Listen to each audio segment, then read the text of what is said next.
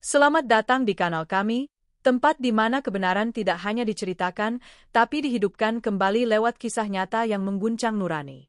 Di sini, setiap episode bukan sekadar tontonan. Ini adalah pengingat bahwa di balik seragam, pangkat, dan kekuasaan, ada nurani yang harus tetap hidup. Jangan lupa subscribe, nyalakan lonceng notifikasi, dan ikuti terus perjalanan kami menelusuri sisi gelap penegakan hukum yang jarang terungkap.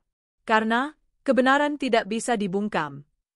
Seorang jenderal polisi bintang 3, Irjen Purnawirawan Bagas Adiwangsa, tengah menikmati masa pensiunnya dengan liburan bersama keluarga.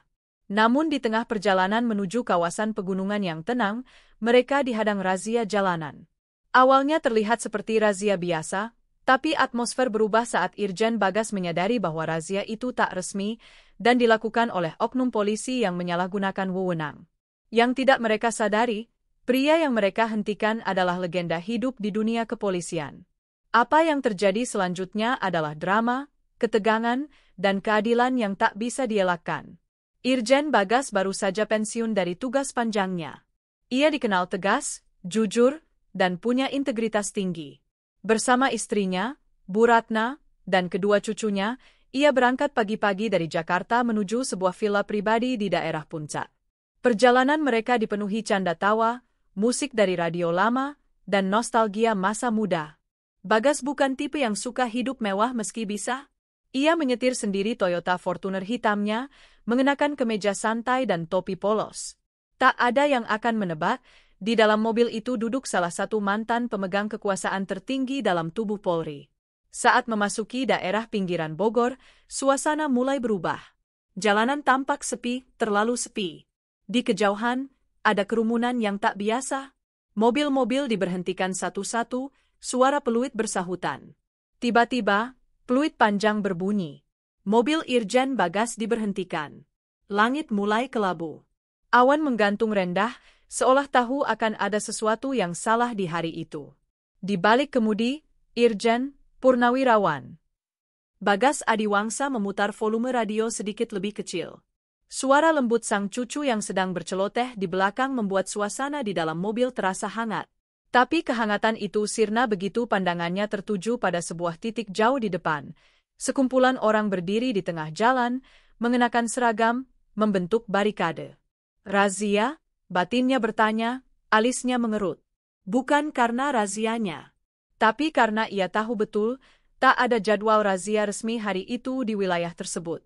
Ia mungkin sudah pensiun, tapi jaringan dan ingatannya tentang protokol lapangan masih tajam. Terlalu tajam untuk tertipu. Ia memperlambat laju mobil.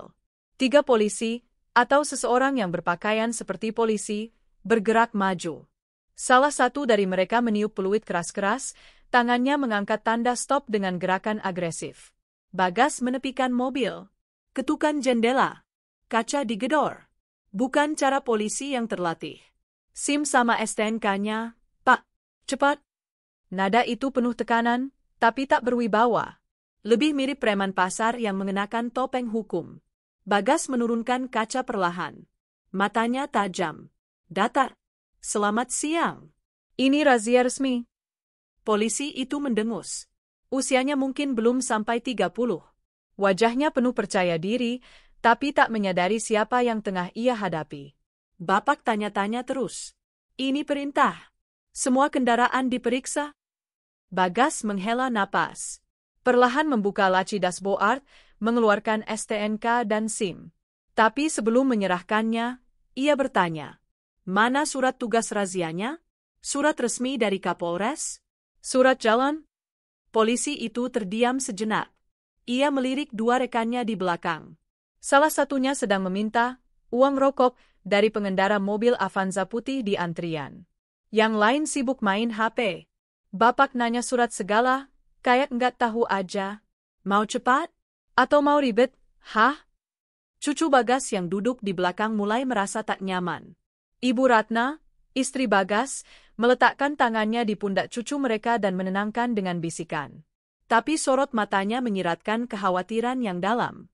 Bagas tak berkata apa-apa. Ia menyerahkan SIM dan STNK. Polisi itu membawanya ke tenda kecil di pinggir jalan. Bagas bisa melihat, ada satu meja, dua kursi plastik, dan kotak sepatu penuh uang tunai. Seorang pria berpakaian preman sibuk menghitung uang, sementara sesekali mengangguk ke pengendara yang membayar denda di tempat. Sistem yang busuk. Operasi liar, pikir Bagas. Tiba-tiba, salah satu polisi mendekati mobil dan membuka pintu belakang. Ada yang bisa saya bantu, Pak? Suara Bagas mendadak dingin. Polisi itu tersentak. Ia tidak menyangka disapa sedingin itu oleh pria tua yang tenang tapi memancarkan aura kekuasaan. Bagas turun dari mobil. Penuh wibawa. Langkahnya tegap, bahunya lebar, meski usia sudah menyentuh kepala 6. Di matanya, ada nyala api lama yang kembali hidup. Api seorang jenderal yang pernah memimpin satuan khusus dalam operasi berskala nasional. Panggil atasanmu, ucapnya datar. Tapi tegas. Tak bisa dibantah. Polisi yang tadi garang kini tampak ragu. Untuk apa, Pak? Karena kamu baru saja membuat kesalahan terbesar dalam hidupmu. Hening. Jalanan jadi saksi ketegangan yang menggantung di udara. Pengendara lain mulai memperhatikan. Suasana berubah. Beberapa dari mereka bahkan merekam dari jendela mobil. Dari kejauhan, salah satu polisi tua yang duduk di motor memicingkan mata, menatap Bagas lebih teliti. Wajahnya perlahan berubah pucat. Itu, kayaknya itu Irjen Bagas, deh. Polisi muda di depannya mendengar. Irjen? Yang dari Bareskrim dulu itu? Kini semua panik. Mereka telah menggigit tangan yang jauh lebih kuat dari mereka. Bagas berdiri tegak di tengah jalan, melipat tangan. Tak perlu berteriak. Hanya dengan diam, ia sudah menciptakan badai. Dan badai itu baru saja mulai. Langit yang kelabu kini berubah gelap. Petir bergemuruh dari kejauhan, seolah menyambut detik-detik pembalikan takdir. Di tengah jalan yang masih diblokir para oknum polisi, Irjen, Purnawirawan. Bagas berdiri tegak, matanya mengamati setiap gerakan. Beberapa pengendara sudah mulai merekam kejadian itu, mencium ada sesuatu yang tak biasa sedang terjadi. Tapi Bagas tetap tenang. Ia tahu, di dunia yang sunyi dari hukum, kebenaran harus diumbar sedikit demi sedikit, agar lebih menusuk. Seorang polisi muda masih berdiri canggung di depannya. Napasnya tak beraturan. Sementara itu, rekan-rekannya mulai berbisik panik. Salah satu dari mereka sudah mengeluarkan HP dan membuka Google, mencoba mencocokkan wajah pria yang baru saja mereka bentak-bentak. Dan benar saja. Nama itu muncul di berbagai berita, Irjen Pol Purnawirawan Bagas Adiwangsa, mantan Kabareskrim. Dijuluki, si elang hukum, di era kepemimpinannya.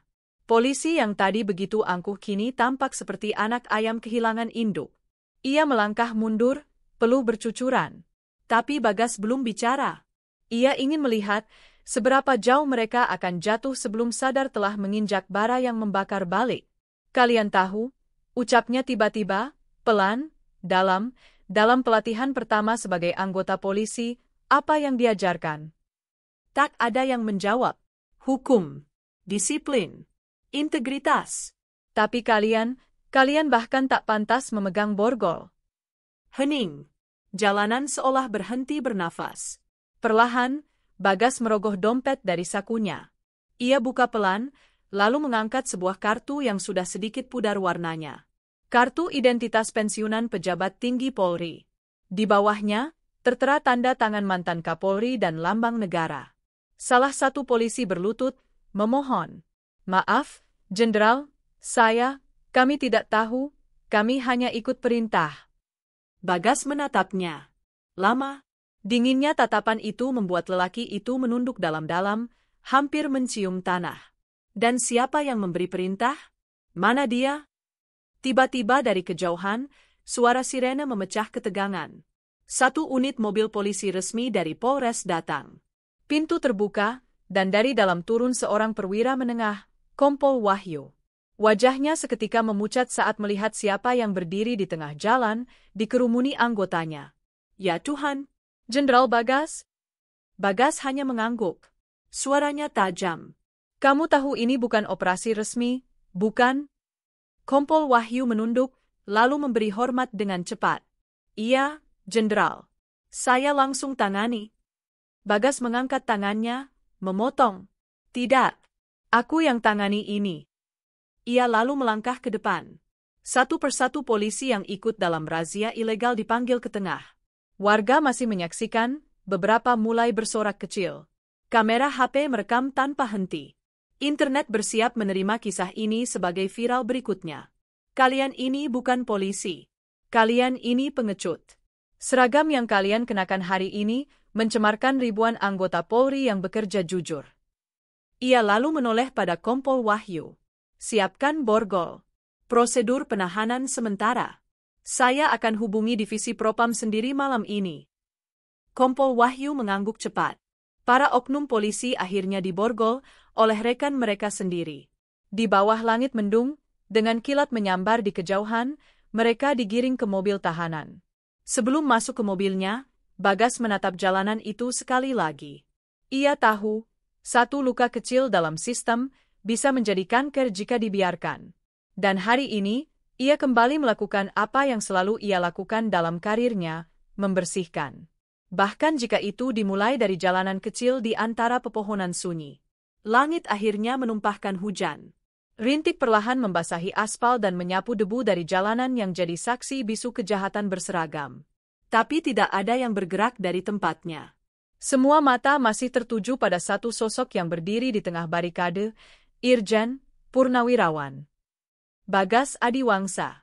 Di bawah payung kecil yang dipegang sang istri, Bagas berdiri menghadap 5 polisi yang kini telah diborgol, wajah mereka tertunduk dalam. Di belakangnya, Kompol Wahyu dan beberapa anggota dari Polres setempat berdiri diam, tak berani menyela. Di sisi lain jalan, para pengendara mulai turun dari kendaraan mereka, bukan karena ingin melihat kehebohan, tapi karena mereka ingin menyaksikan keadilan yang tak pernah mereka temui di jalanan selama ini. Kalian tahu berapa lama saya bertugas di kepolisian? Suara Bagas dalam dan berat. 35 tahun. Dan saya hafal betul wajah aparat yang jujur dan yang busuk. Tak ada jawaban. Hujan mulai deras. Tapi suara Bagas tetap terdengar jelas, seolah cuaca pun memberi ruang. Kalian kira, setiap pengendara yang kalian peras itu tidak tahu caranya melawan? Mereka tahu. Tapi mereka takut. Takut pada seragam. Takut pada arogansi yang kalian tunjukkan. Ia melangkah mendekati salah satu dari mereka, polisi muda yang pertama kali menyetopnya. Kamu, siapa namamu? Randy, Pak, suaranya kecil, gemetar. Randy, kamu ingat saat pertama kali pakai seragam ini? Waktu orang tuamu datang ke pelantikan? Mereka bangga, bukan? Randy mulai menangis. Kamu tahu siapa yang paling kamu khianati hari ini? Bukan saya. Bukan institusi ini. Tapi mereka. Bagas mencabut ponselnya. Ia menghubungi divisi Propam Mabes Polri. Dalam waktu 5 menit, Bagas sudah berbicara langsung dengan pejabat tinggi yang mengenalnya baik. Saya butuh tim pengawasan internal diturunkan ke lokasi sekarang juga. Koordinat sudah saya kirim. Tangkap semua oknum. Dan minta Kapolres Bogor menjelaskan mengapa razia ilegal bisa berlangsung di wilayahnya. Selesai telepon, Bagas menoleh ke Kompol Wahyu. Kamu punya pilihan, Wahyu. Bersihkan ini, atau ikut tenggelam. Kompol Wahyu, yang sempat dilaporkan karena kedekatannya dengan oknum preman, kini diam. Tapi kali ini bukan karena takut, melainkan tersadar. Sorot matanya berubah. Ia melihat sosok Bagas bukan hanya sebagai senior, tapi sebagai cermin yang memperlihatkan bayangannya sendiri, buram dan kotor. Saya akan bersihkan, Pak. Mulai hari ini. Bagas menatapnya beberapa detik, lalu mengangguk sekali. Hujan makin deras, tapi pengendara tidak beranjak. Mereka menatap dengan wajah haru. Seorang ibu yang sebelumnya diminta uang rokok oleh oknum polisi, kini menangis diam-diam di balik kaca mobil. Ia baru sekali melihat penegak hukum yang benar-benar menegakkan hukum. Mobil tahanan melaju pelan, membawa 5 oknum yang kini tak lagi garang. Di jendela, tangan-tangan mereka terborgol, wajah mereka tertutup. Kompol Wahyu berdiri di pinggir jalan, memberi hormat saat mobil Bagas melintas. Sang jenderal kembali ke kursi kemudi, menyetir sendiri. Sudah selesai? Tanya Bu Ratna, pelan. Belum, jawab Bagas. Baru mulai. Dan mobil hitam itu pun melaju, meninggalkan jejak keadilan di aspal basah, yang akan terus dibicarakan orang-orang lama setelah hujan berhenti. Hujan telah berhenti. Matahari sore menyembul malu-malu dari balik awan tebal, menyinari jalanan basah yang masih menyimpan jejak peristiwa luar biasa hari itu. Mobil yang dikemudikan Irjen Purnawirawan Bagas Adiwangsa melaju pelan, membelah hutan kecil di jalur puncak. Di dalam, suasana masih hening. Istri dan cucunya duduk tenang. Tapi suasana hati mereka penuh gejolak. Tak ada yang mengira perjalanan liburan bisa berubah menjadi operasi moral dan keadilan. Bagas menepi sejenak di sebuah rest area kecil. Ia turun, berdiri menatap lembah di kejauhan. Tangannya menggenggam telepon yang baru saja menerima satu pesan penting dari Divisi Propam Mabes Polri. Terima kasih, Jenderal. Laporan lengkap Anda sudah kami terima. Proses internal dimulai malam ini. Hormat kami. Ia menutup layar, tapi pikirannya belum bisa ditutup. Apa ini cukup? Pikirnya dalam diam. Lalu datang pesan lain, tak terduga. Sebuah video. Dikirim oleh salah satu warga yang merekam kejadian tadi siang. Video itu sudah viral. Judulnya, Oknum Polisi Dibungkam Jenderal Purnawirawan di Tengah Razia Ilegal. Dalam waktu beberapa jam, jumlah penonton menembus ratusan ribu. Komentar mengalir deras. Andai semua polisi seperti beliau. Salut, Pak Bagas. Panutan. Kami butuh lebih banyak jenderal yang turun tangan seperti ini. Namun tak semua komentar positif.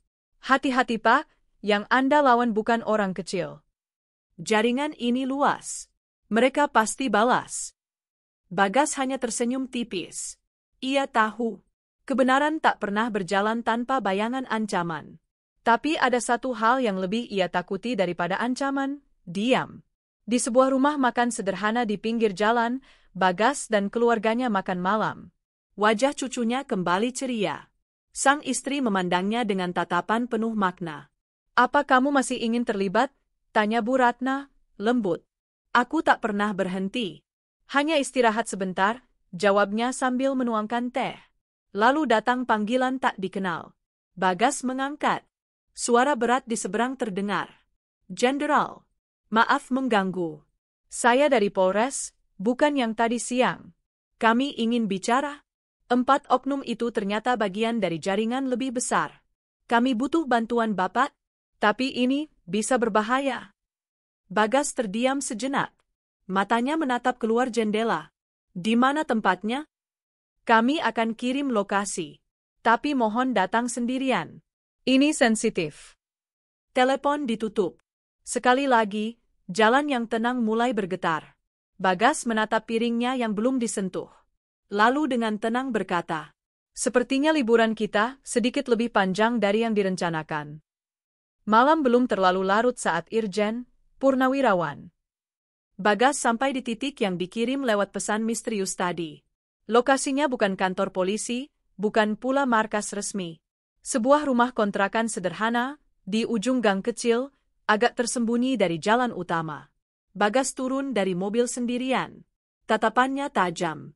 Ia tahu, jika malam ini jebakan, maka ia mungkin tidak pulang. Tapi pengalaman membuatnya siap untuk segala kemungkinan. Di dalam rumah, ia disambut oleh AKP Andra, penyidik internal dari Divisi Pengawasan yang dikenal berani, tapi selama ini dibekukan karena terlalu vokal. Terima kasih sudah datang, Pak. Saya tahu, seharusnya ini bukan tugas seorang purnawirawan. Tapi saya tak tahu lagi siapa yang bisa dipercaya. Bagas hanya mengangguk. Andra membuka laptop, menunjukkan file demi file. Ada nama, foto, peta jaringan. Ratusan titik razia liar di berbagai kota. Pola yang sama. Modus seragam. Uang yang hilang, miliaran. Ini bukan cuma sekadar oknum, Pak. Ini sistem. Mereka dikoordinir. Dapat jatah dari atas. Bahkan beberapa laporan kami hilang sebelum sampai ke atasan. Satu folder diberi nama. Jaringan bayangan. Bagas membukanya. Dan di sana, ia terpaku. Di antara nama-nama, muncul satu yang membuat jantungnya berhenti sejenak. Brigjen P. Haryo Wibowo mantan rekan seangkatannya. Dulu idealis, kini disebut sebagai salah satu koordinator utama jaringan. Saya tidak bisa percaya ini, gumam Bagas, nyaris tak terdengar. Saya pun awalnya begitu. Tapi Pak Haryo tak hanya tahu dia melindungi, bahkan memberi izin diam pada anak buahnya untuk bermain. Bagas menatap layar itu lama. Ini bukan hanya soal polisi jahat di jalanan. Ini soal bagaimana sistem dibangun dengan kebusukan yang diselipkan dalam setiap lapisan. Bagas datang dengan agenda pribadi. Ia bertemu seorang jenderal aktif, teman dekat yang kini menjabat di Inspektorat Pengawasan Umum, Itu Asum. Dalam pertemuan tertutup, ia tunjukkan semua file itu. Tapi yang membuatnya kaget, sang jenderal malah bersikap hati-hati, bahkan terlihat takut. Bagas, ini bukan cuma polisi yang kamu lawan. Ini sudah bercampur dengan kekuatan politik, dana hitam, dan orang-orang penting. Aku sarankan kamu berhenti di sini. Berhenti? Bagas mendekat, tatapannya seperti baja. Kalau kamu masih punya darah polisi, jangan bicara soal berhenti. Karena berhenti, itu artinya kita kalah. Sang jenderal terdiam. Tidak menjawab. Beralih ke sebuah ruangan mewah. Di dalamnya, duduk seorang pria setengah baya dengan seragam sipil dan cincin mencolok di tangannya. Ia menatap layar, memutar video Bagas saat membongkar razia ilegal. Si tua itu mulai cari gara-gara, katanya dingin. Siapkan orang kita. Jangan sampai dia menyentuh Haryo. Orang-orang di ruangan itu diam. Karena mereka tahu, perang baru akan dimulai. Pagi di Polres Kabupaten. Aktivitas berjalan seperti biasa, petugas lalu lintas memberi hormat pada mobil-mobil yang masuk, staf sibuk mengetik laporan. Tapi suasana berubah saat mobil hitam tua dengan pelat khusus berhenti di halaman. Irjen, Purnawirawan. Bagas turun dari kendaraan. Tanpa pengawalan, tanpa pengumuman. Tapi aura kehadirannya membuat semua mata langsung tertuju. Ini bukan kunjungan biasa. Ini adalah panggilan moral. Kapolres Raka Sudrajat menyambut dengan senyum datar. Usianya sekitar 45-an, wajahnya karismatik, tutur katanya halus. Namun di balik itu, ada kepalsuan yang mengendap. Wah, saya tidak menyangka Pak Bagas akan mampir ke kantor kami. Sebuah kehormatan. Kita bisa skip basa-basi, jawab Bagas dingin. Saya tahu kamu tahu soal razia ilegal kemarin. Dan saya tahu kamu lebih dari sekadar diam. Kapolres tertawa kecil, berusaha tetap tenang. Pak Bagas, ini institusi. Semua ada prosedur. Kalau memang ada oknum, kita akan proses. Tapi tuduhan yang Bapak sampaikan, berat. Bagas membuka tasnya. Ia letakkan satu dokumen tebal di meja. Di atasnya, laporan sementara jaringan operasi hitam. Di dalamnya ada nama-nama, termasuk Kapolres Raka. Saya tidak datang membawa pistol. Saya datang membawa cermin. Lihat baik-baik. Itu wajahmu. Kapolres mulai gelisah. Ia mencoba mengelak. Bapak datang sebagai siapa? Bukan lagi bagian institusi, bukan penyidik, bukan atasan saya. Benar, tapi saya masih polisi di hati saya, dan negara ini masih milik rakyat, bukan milik kalian yang menghisapnya perlahan. Seketika, pintu ruangan diketuk. AKP Andra masuk. Ia membawa 2 anggota internal Propam yang diam-diam sudah menyiapkan pemeriksaan mendadak. Kapolres berdiri, marah. Ini penghinaan. Kalian tidak bisa masuk ke ruang saya tanpa surat perintah jelas. Kami punya satu surat yang cukup, kata Andra sambil menyerahkan memo langsung dari Kabak Wasidik Bareskrim. Kapolres membaca cepat. Wajahnya pucat. Surat itu menyebut namanya sebagai objek pemeriksaan khusus atas dugaan pembiaran dan perlindungan terhadap pungli terstruktur. Beberapa anggota polisi diam-diam mulai mencopot plakat nama dari ruang Kapolres. Beberapa berbisik, beberapa bersikap seperti tak terjadi apa-apa. Namun satu persatu, tembok kekuasaan mulai retak. Bagas keluar dari kantor dengan langkah pelan. Ia tidak bersorak, tidak berbangga. Tapi ia tahu, satu lubang busuk sudah mulai dibersihkan. Brigjen P. Haryo Wibowo melihat laporan dari orang dalam. Kapolres kita tumbang, lapor seorang lelaki muda. Bagas terlalu jauh mainnya, katanya dingin. Mulai sekarang, awasi setiap geraknya. Dan jika perlu, selesaikan. Langit Jakarta sore itu tampak abu-abu. Gedung-gedung menjulang bagai menara bisu yang menyimpan jutaan rahasia. Di salah satu gedung elit kawasan Kuningan, Irjen Purnawirawan Bagas Adiwangsa berdiri di sebuah lobi mewah. Wajahnya tenang, tapi matanya menyimpan badai. Ia dijemput oleh seorang sekretaris pribadi dan dibawa ke ruang pertemuan tertutup. Di dalam, sudah menunggu Brigjen Purnawirawan Haryo Wibowo, mantan sahabat satu angkatan di Akademi Kepolisian. Mereka dulu bersumpah bersama, melindungi, bukan memperdagangkan hukum. Tapi sumpah itu, kini tinggal satu sisi. Akhirnya kamu datang juga, Bagas. Aku tahu kamu tak akan tinggal diam. Harusnya aku tidak perlu datang, kalau kamu masih seperti dulu, jawab Bagas pelan. Dulu? Dulu kita muda, idealis. Sekarang, kita tahu dunia tak sesederhana itu. Haryo menuangkan teh, namun Bagas tak menyentuh cangkir itu. Berapa yang kamu dapat dari sistem ini, Haryo? Berapa harga nuranimu sekarang? Haryo tertawa kecil. Jangan naif, Bagas. Sistem ini sudah ada sebelum kita lulus. Aku hanya bermain lebih pintar. Kau masih berharap bersih di tengah lumpur. Bagas membuka tasnya. Ia letakkan satu flash disk. Di dalam itu, semua bukti transaksi, data jaringan, rekaman saksi. Aku bisa buat ini meledak besok pagi. Tapi aku masih percaya, kamu bisa berhenti. Berhenti? Haryo menyeringai. Bagas, kalau aku berhenti, bukan cuma aku yang jatuh. Banyak jenderal, politisi, pengusaha, semuanya terhubung. Ini bukan sekadar jaringan. Ini istana bayangan. Dulu, tahun 1998, Bagas dan Haryo muda berdua duduk di pelataran asrama Akpol. Mereka berbicara soal keadilan, tentang cita-cita menjadi polisi yang benar, bukan polisi yang takut pada kekuasaan. Kalau nanti kita di atas, kita pastikan sistem ini bersih. Kita tidak akan jadi seperti mereka, ucap Bagas muda. Haryo mengangguk. Kita gagal menjaga janji itu, Haryo. Bukan kita, kau yang masih mencoba. Aku sudah selesai berharap. Tapi aku belum selesai bertarung. Bagas berdiri.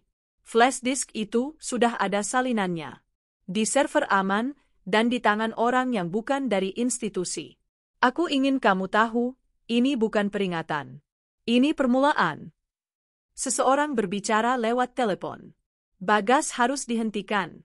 Kalau perlu, secara permanen. Hujan deras membasahi halaman gedung Komisi Kepolisian Nasional, Kompolnas. Malam itu, Jakarta terasa tegang.